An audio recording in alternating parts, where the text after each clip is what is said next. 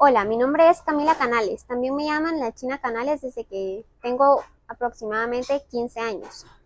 Hoy les voy a contar la historia de mi vida, la vida de mi familia y cómo todo cambió desde que mi padre fue acusado de asesinato, una acusación totalmente falsa.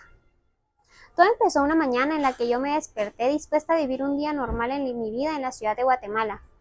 Salí de mi casa, tenía pensado hacer algunos mandados y me encontré un hombre de unos ojos negros, hermosos, unos ojos muy misteriosos.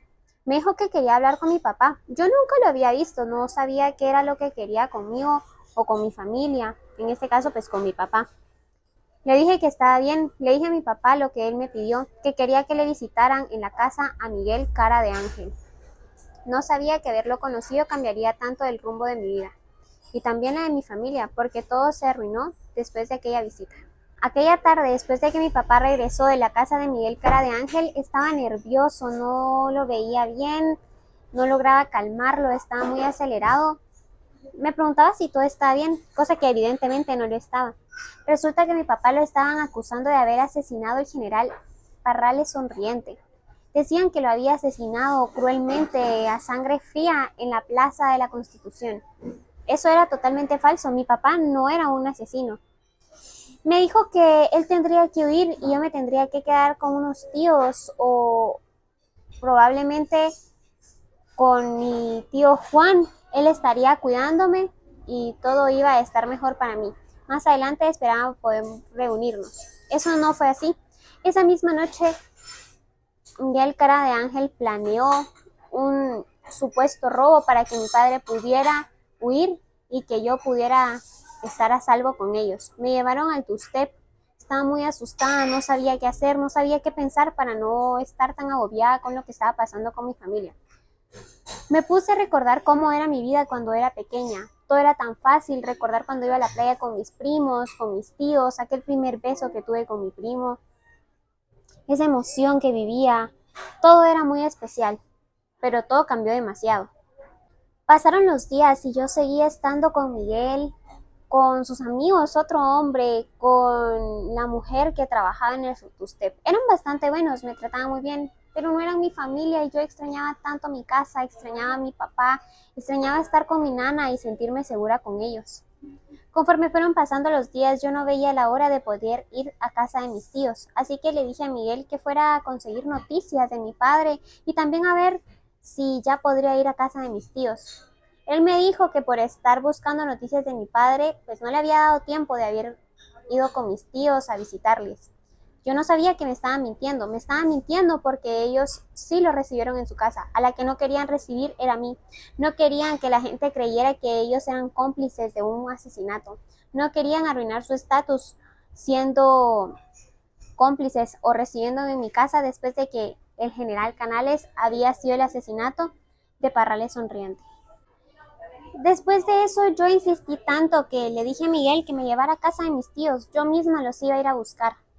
Toqué y toqué y toqué por horas, pero ellos nunca me abrieron. Fue ahí cuando me di cuenta que Miguel me había mentido, que realmente mis tíos no me querían recibir.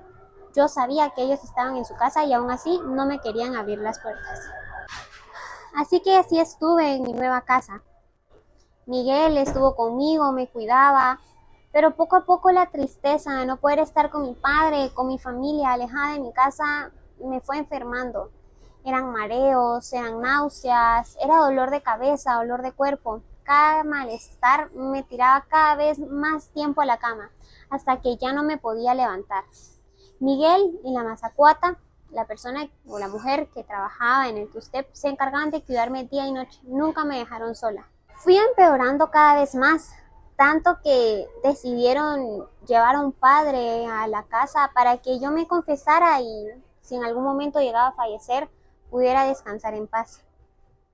Fue algo muy fuerte y muy doloroso para mí que las personas que yo no conocía, Miguel, la Mazacuata y todos los vecinos, fueran más familia que mi propia familia que no me quiso recibir en su casa. Todos buscaban soluciones para que yo mejorara, pero ninguna funcionaba, hasta que llegó el teacher, un hombre que dijo que como solución podía casarme, una boda en extremis. Esta pareció ser la única solución y nada perdíamos intentándolo. Miguel aceptó, nos casamos y esta noticia llegó a oídos del presidente, quien mandó a llamar a Miguel para hablar sobre el tema. Bueno, más bien burlarse de él, burlarse de que él se había casado conmigo y que ahora era amigo de las personas que eran enemigos del señor presidente. Me parece raro que la única solución que funcionó haya sido la de la boda y que ahora todo el mundo sabía que me había casado con tal de salvar mi vida y que supuestamente el señor presidente era mi padrino de bodas. Una total mentira. Después de unos meses de mi boda, Miguel y yo fuimos invitados a la casa del señor presidente. Estaba dando una fiesta. Todo era muy diferente. Yo estaba casada con un hombre que no conocía, pero que realmente parecía quererme, cuidarme y respetarme. Así que fuimos. Al entrar todos hablaban de mí, de Miguel, de mi papá, de nosotros, de todo lo que había pasado. Era todo muy incómodo, pero Miguel se encargó de hacerme sentir mejor.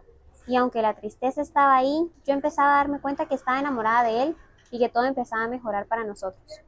Un poco después de aquella fiesta me llegó una llamada bastante extraña. Me dijeron que mi padre había fallecido. Resulta que falleció tras ver la noticia totalmente falsa que el señor presidente había publicado, que supuestamente él era el padrino de nuestra boda. Mi papá se murió de tristeza, de decepción, de angustia. Se sentía decepcionado de mí. Creía que lo había traicionado. Eso era totalmente falso. Yo lo extrañé demasiado, lo extraño demasiado. No entiendo cómo pudieron mentirle de esa manera. Ojalá pudiera explicarle todo lo que tuve que pasar.